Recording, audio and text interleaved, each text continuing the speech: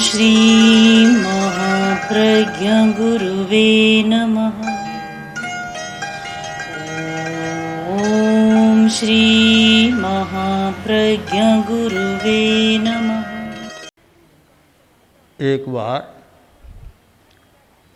कुएं की मेंढ पर राजहंस आकर बैठ गए। कुएं में मेंढक था। मेंढक ने देखा और मेंढक बोला, रे पक्षिन्नागतस्त्वं कुतय्य सरसः। पक्षी कहाँ से आए हो? तब पक्षी बोला, मैं मानसरोवर से आया हूँ। अच्छा, मानसरोवर से आए हो? मैंने भी नाम तो सुना है कई बार। यह बताओ कितना बड़ा है? तत्कियद् भो विशालम, कितना बड़ा है? यह कहकर और मेंढक कुएं में थोड़ा फुदका कि इतना बड़ा है? क्या मेरे घर से बड़ा है? हंस ने कहा, और बड़ा है। फिर एक चक्कर लगाया, इतना बड़ा? क्या नहीं, और बड़ा है। पूरे में चक्कर लगा दिया कुएं में, और हंस कहता गया, और बड़ा है, और बड़ा है। नहीं नहीं महत् पापमा ब्रूहि मिथ्या, झूठ बोल रहा है, मेरे घर से बड़ा हो नहीं सकता, झूठ बोल रहा है तू। अब हंस ने सोचा, क्या बताऊं, क्या कहूं इसको? भला कुएं का मेंढक कुएं में रहने वाला मानसरोवर की कल्पना ही कैसे कर सकता है, और कैसे मैं इसको समझाऊं? अच्छा है यहाँ से उड़ जाना ही अब अच्छा है। हंस उड़ गया। नीच स्वल्पेन गर्वी, जिस व्यक्ति ने विराट को नहीं देखा, विशाल को नहीं देखा, व्यापक को नहीं देखा, वह थोड़े में बहुत अहंकारी बन जाता है, गर्वी बन जाता है। शायद यही समस्या मनुष्य के सामने है कि जिसका मस्तिष्क बहुत विकसित नहीं है, जिसने सत्य को जानने का व्यापक प्रयत्न नहीं किया, वह थोड़े से ज्ञान को पाकर और बहुत अहंकारी बन जाता है। मानता बस इतना ही है, सत्य को सीमा में बांध लेता है, जबकि आकाश अनंत है, और मानता है मेरे घर में ही आकाश है और कहीं आकाश नहीं। आकाश को भी बांध लेता है, सत्य को भी बांध लेता है। और बहुत लोग ये सोचते हैं, बस मेरे संप्रदाय में ही सत्य है, मैं जो मानता हूँ वही सत्य है। अनेकांत की दृष्टि से विचार करें तो यह एक संकीर्ण दृष्टिकोण मनुष्य को सत्य से असत्य की ओर ले जाता है, और इसमें आग्रह पनपता है। आग्रह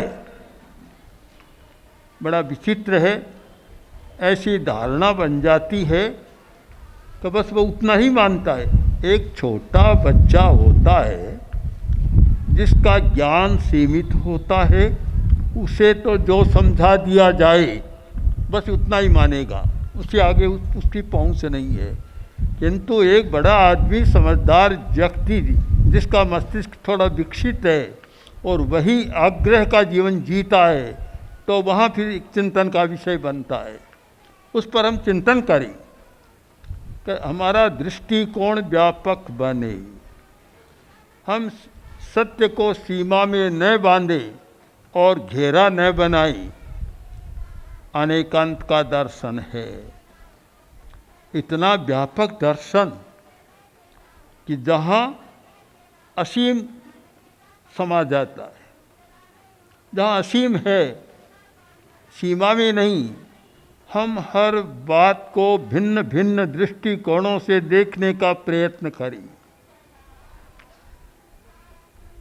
एक दृष्टि से न देखें। न असत्य न मिथ्या, कटु सत्य किंतु यथार्थ भी होना चाहिए और कटु सत्य भी नहीं होना चाहिए। एक ऐसा मध्यम मार्ग, मध्य का रास्ता अपनाएं जिससे जीवन व्यवहार अच्छा चले। बहुत लोग धार्मिक हैं, धर्म की आराधना करते हैं,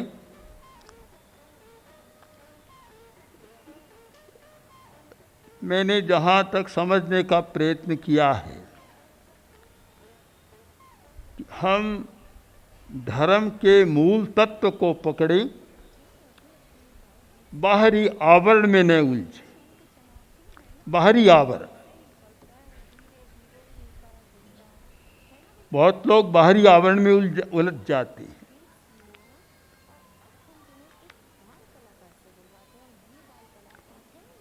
एक राजस्थान की घटना है। शेठ जी के रसोइया रहता था। शेठ जी का संप्रदाय दूसरा था और वे तिलक ऐसे करते थे, 3 तिलक, और उसका दूसरा था रसोइये का, वैसे करता था। शेठ जी ने एक दिन कहा कि तू मेरे यहाँ नौकरी करता है, मेरा रसोइया है, तो तिलक ऐसे नहीं, ऐसे करना है। मैं बोला, मालिक आपकी बात ठीक है, पर यह तो मान्यता का प्रश्न है, ये पैसे का प्रश्न नहीं है, मान्यता का प्रश्न है। टालता गया। आखिर एक दिन सेठ ने चुनौती दे दी कि या तो ऐसे तिलक कर, नहीं कल से तुम्हारी छुट्टी हो जाएगी। बेचारा विवश तो था। दूसरे दिन आया तो तिलक वैसे ही था जैसे अपनी मान्यता थी। सेठ ने कहा, मैंने तुझे अंतिम चेतावनी दे दी, नहीं बदला तो छुट्टी करता हूँ। कि नहीं सेठ साहब, आपकी बात मैंने मान ली। कमीज़ खोला, पेट दिखाया, देखिए पेट पर आपका है, यहाँ मेरा है। क्योंकि मैं आपकी नौकरी पेट के लिए करता हूँ, दिमाग के लिए नहीं कर रहा हूँ। जहाँ एक आग्रह, अनेकांत का दृष्टिकोण नहीं होता और हम एकांत दृष्टि के द्वारा जो निर्णय करते हैं वह निर्णय यथार्थ नहीं होता। बहुत सारी समस्याएं उसमें आ जाती है, अनेक प्रश्न आ जाते हैं। मुझे लगता है कि एक साधारण आदमी, छोटा बच्चा है, वह तो बाहरी वेशभूषा में उलझ जाता है, किंतु बड़े आदमी को तो चिंतन करना चाहिए कि ये तो सारे आवरण हैं, सब आवरण हैं। एक दिगंबर मुनि है, मुख वस्त्रिका नहीं, मूर्ति पूजक समाज का है तो भी बांधने की प्रथा नहीं है। स्थानकवासी संप्रदाय के लोग बांधते हैं और तेरा पंथ के बांधते हैं, उनमें भी फर्क है, एक चौड़ी है एक लंबी है, अलग अलग आवरण है। और आवरण में ही हम उलझ गए। आपको एक घटना बताऊं, दिल्ली की घटना है, जहां हम लोग ठहरते थे कभी पुराने ज़माने में। नया बाज़ार नाम तो है, नया बाज़ार, और इतना पुराना है कि रहना भी बड़ा मुश्किल होता है। तो वहाँ एक मकान में ठहरते थे, वहाँ एक कर्मचारी रहता था, उसका छोटा लड़का था। उस समय हमारे संत थे वहाँ, तो वह आया, साथ में लड़का था। लड़के से बोला, जाओ तुम महाराज को वंदना कर लो पहले।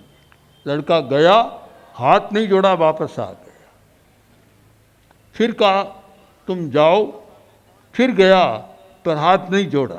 2-3 बार बेचा पर हाथ नहीं जोड़ा। तो उसने कहा, अरे रोज वंदना करते हो, आज क्या हो गया? तब वो बोला, बापू ओ महाराज को नहीं, हो तो आदमी है। जब मुखपति होती है तब तो महाराज बन जाता है, और मुखपति नहीं होती है तो आदमी बन जाता है। हम केवल ये बाहरी आवरणों में इतने उलझ गए कि यथार्थ तक, सत्य तक पहुंचने की बात गौण हो गई। हमें यथार्थ तक पहुंचना चाहिए। यथार्थ क्या है? मैंने जहाँ तक समझने का प्रयत्न किया कि धर्म के लिए एक शब्द काफ़ी है। एक शब्द कोई लंबी चौड़ी व्याख्या में न जाएं, न समझ सकें, सिर्फ एक बात को समझ लें कि वीतरागता धर्म और राग द्वेष अधर्म, बस बात समाप्त हो गई। लंबे में नहीं जा सकते, थोड़े में धर्म की परिक्रमा हो जाती है। एक बार शिवजी ने दो पुत्रों से कहा, कार्तिकेय और गणेश, दोनों से कहा कि जो 3 लोक की यात्रा करके पहले आएगा उसको पुरस्कार मिलेगा।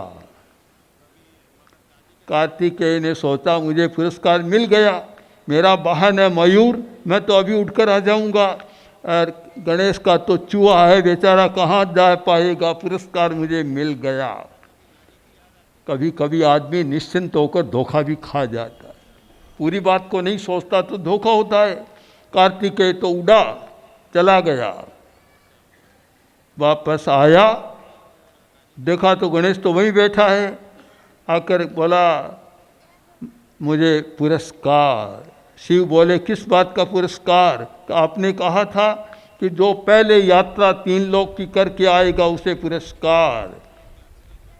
शिव बोले पुरस्कार तो गणेश को मिल गया। अरे यह क्या पक्षपात, सब जगह पक्षपात, ये क्या पक्षपात, यहीं तो बैठा है, गया ही नहीं, आज पुरस्कार कैसे मिल गया? तब शिव ने कहा इसने मेरी 3 परिक्रमा कर ली, तूने सोचा ही नहीं। जो शिव है वह ब्रह्मांड है, ब्रह्मांड है वह शिव है, और इसने मेरी 3 परिक्रमा कर ली, दिमाग से काम लिया और इसको पुरस्कार मिल गया। मानता हूँ हम सत्य की परिक्रमा करें, केवल चक्कर न लगाएं, सत्य की परिक्रमा करें, सत्य को समझने का प्रयत्न करें, यथार्थ को समझने का प्रयत्न करें, और हमारी दृष्टि अनेकांत की दृष्टि हो। हमारी आँख, यह तीसरी आँख, ये भीतर की आँख खुले और हम सच्चाई को जान सकें। तो शायद धर्म के लिए इससे बड़ा कोई शब्द नहीं है, वीतराग। सारे शब्दकोश को खोज लें। मैं भी शब्दों की दुनिया में बहुत रहा हूँ,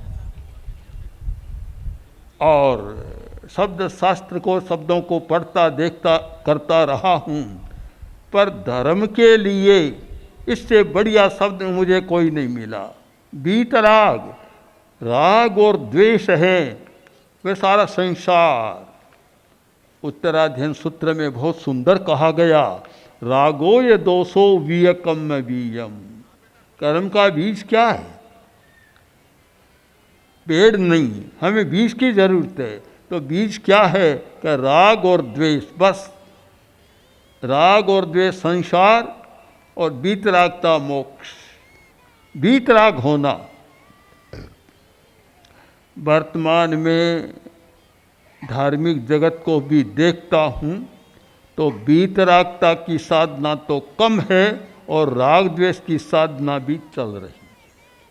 राग द्वेष को उभार रही, इसीलिए तो सांप्रदायिक अड़ंगे होते हैं। जितनी सांप्रदायिक लड़ाइयाँ होती है वे राग द्वेष के कारण होती है। एक तो राग यह हो गया कि मेरा धर्म सबसे अच्छा है और पूरी दुनिया को मेरे धर्म में दीक्षित करना है। इस धारणा ने हिंसा को बढ़ावा दिया है। हिंसा बढ़ रही है कि सब जगह मेरे धर्म का झंडा फहराना चाहिए। बस सांप्रदायिक हिंसा हो गई। या द्वेष है, घृणा है, चाहे तो वह जातीय घृणा है, चाहे विचारों की घृणा है, चाहे बाहरी रंग रूप की घृणा है। यह राग और द्वेष के कारण सारी समस्याएं पैदा हो रही है। अगर हम धर्म की बात करें, धर्म की आराधना करें और धर्म तक पहुंचना चाहें तो हमें वीतराग शब्द पर बहुत मनन करना चाहिए। स्थानांक सूत्र में धर्म के 4 द्वार बतलाए गए। खंती मुत्ती अज्जवे मद्दवे। धर्म के 4 द्वार हैं।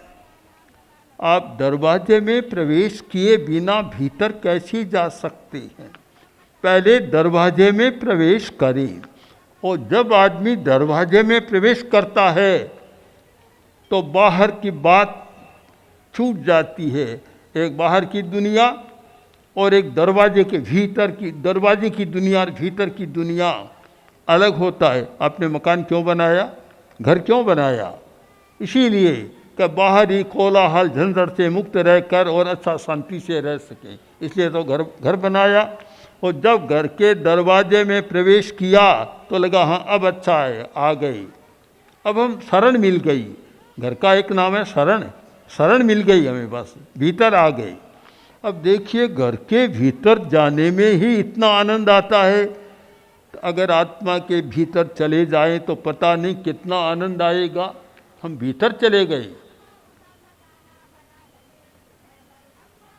एक प्रश्न बहुत समय से पहले पूछता रहा हूँ और सबसे पहले शायद मेवाड़ में ही मैंने एक प्रश्न पूछा था। आमेट में गुरुदेव चतुर्मास कर रहे थे, रात का समय मैं प्रवचन कर रहा था, तो मैंने जनता से पूछा कि बोलो इतने लोग बैठे हैं, आपने अपना घर बनाया या नहीं बनाया? बहुत लोग बोले बना लिया बना लिया, चारों ओर से कि बना लिया। मैंने कहा है मुझे भी दिखा दो कहाँ बनाया, घर अपना घर बना लिया कहाँ है? तो कोई कहने लगा इधर है, कोई इधर, इधर कहने लगा। देखा मैंने तो देखा नहीं, आमेट में घुमा हूँ, मैंने तो आपका घर कहीं देखा नहीं। बोले हमारा घर है, क्योंकि मैंने तो नहीं देखा। कहाँ है? मैंने घर तो देखे हैं पर आपका घर नहीं देखा। घर देखा है ईंटों का, सीमेंट का, लोहे का और जो जितना भी मटेरियल है और जो घर के काम आता है उससे बना हुआ घर तो देखा है। आपका घर तो मैंने देखा नहीं। तब बोले कि हाँ नहीं बनाया। अपना घर जो व्यक्ति बना लेता है वह कभी दुखी नहीं होता। नमी राजर्षि जब मुनि बनने जा रही हैं और उस समय इंद्र ब्राह्मण के वेश में सामने खड़ा है, प्रश्न पूछ रहा है, तो वह ब्राह्मण बोला कि राजर्षि आप राज्य को छोड़कर और मुनि बनने जा रहे हैं, पर आपने सोचा नहीं अभी तो आपको बहुत सारे महल बनानी है, अट्टालिकाएं बनानी है, बहुत चंद्रशालाएं बनानी है, बहुत सारे तैयार करने हैं, आपने किए नहीं, पहले ही आप जा रहे हैं। तब नमी राजर्षि बोले कि मैं इन घरों में अब रह नहीं सकता, थक गया इन घरों में रहते रहते। अब मैं जत्थेव गंतुम इच्छेज्जा तत्थ कुब्यज सासयं, अब मैं वह घर बनाना चाहता हूँ जो घर कभी छूटता नहीं है और जिस घर का कोई वह लगता भी नहीं है। आपके नगर में घर है तो घरों का कुछ लगता है, आपका पैसा चुकाना पड़ता है, नगर पालिका को चुकाना पड़ता है, और भी आजकल तो पता नहीं कितने चुकाने पड़ते हैं। और एक समय आता है कि घर टूट जाता है, बिखर जाता है। मैं ऐसा घर बनाना चाहता हूँ जो शाश्वत है, न एक पैसा कभी लगता और न कभी वह खंडित होता, न कभी टूटता, न बिखरता, कुछ भी नहीं होता। मैं वैसा घर बनाना चाहता हूँ। आपको भी सोचना है। घर तो बनाया है, प्राय लोगों के घर है और व्यापारी संपन्न होते हैं, घर बना लेते हैं और घर बनाने में बड़ा एक उत्साह देखा मैंने। जब जब गृह प्रवेश होता है और हमारे पास आते हैं कि युवाचार्य जी को भेजो, क्यों? तो आज गृह प्रवेश है, बड़ा उत्सव होता है, उत्साह होता है। पता नहीं अगर अपने भीतर का घर बन जाए तो कितना उत्साह होगा। भीतर का बन जाए, उसकी चाह मन में जग जाए सोचना है आपको भी कि हमें अपना घर बनाना है, और अपना घर है वीतरागता का घर। वीतरागता से बढ़कर सुख देने वाला दूसरा कोई घर नहीं है, जहाँ न धूप, न ताप, न सर्दी, न शीतलहर, कुछ भी नहीं, न कोई मच्छर, न कोई खटमल, कुछ भी नहीं, सबसे परे एक आनंदमय घर। घरों में तो हमने देखा कि मच्छर भी बहुत है, भारी समस्या है। आजकल तो कम देखा, पहले पहले खटमल भी बहुत देखे। और यह स्थिति थी, एक आदमी होटल में ठहरा, साधारण सा होटल था, ठहरा। सुबह सुबह होटल का मालिक आया, कही ये कैसे रहा? कि बहुत अच्छा रहा। उसने सोचा कैसे रहा, हमारा जानता हूँ कि यह मच्छर है, खटमल है, कैसे अच्छा रहा? कह नहीं, बहुत अच्छा रहा, आपके होटल की तो मई माई न्यारी है। क्या बात है? कि बहुत अच्छा हुआ, मच्छर तो मुझे आकाश में उड़ा रहे थे, भला हुआ कि खटमल थे तो रोक रहे थे, नहीं तो पता नहीं मैं कहाँ चला जाता। घरों में मच्छर भी है, खटमल भी है, और लड़ाइयाँ भी है। घरों को लेकर लड़ाइयाँ भी बहुत है।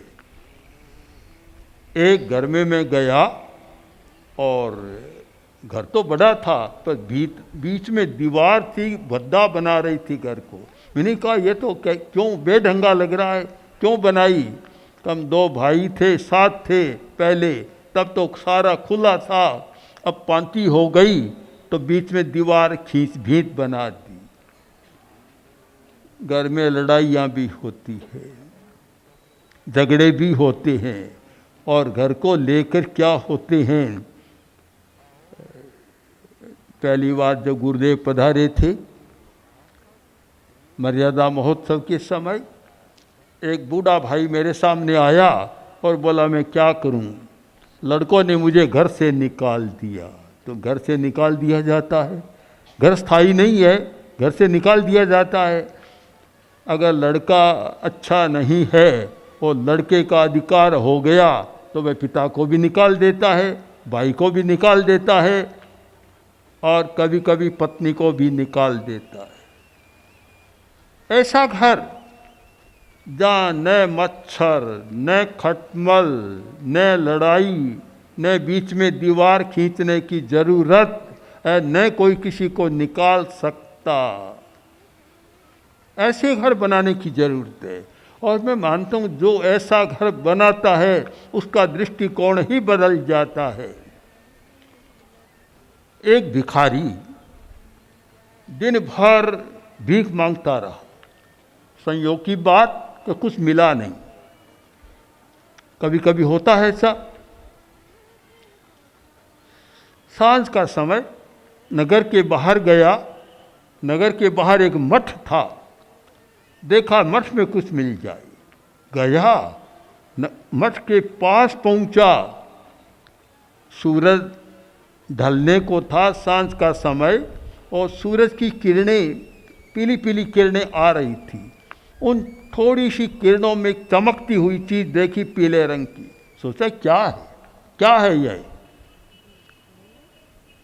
कल्पना शुरू हो गई, क्या सोना है? सोना तो ऐसे कोई डाल नहीं सकता, फेंक नहीं सकता, तो फिर क्या है? कल्पना का चक्र बनाता हुआ उसके पास पहुंचा, देखा तो एक कटोरा है, हाथ में लिया तो सोने का कटोरा। अब सोने का कटोरा किसने फेंका?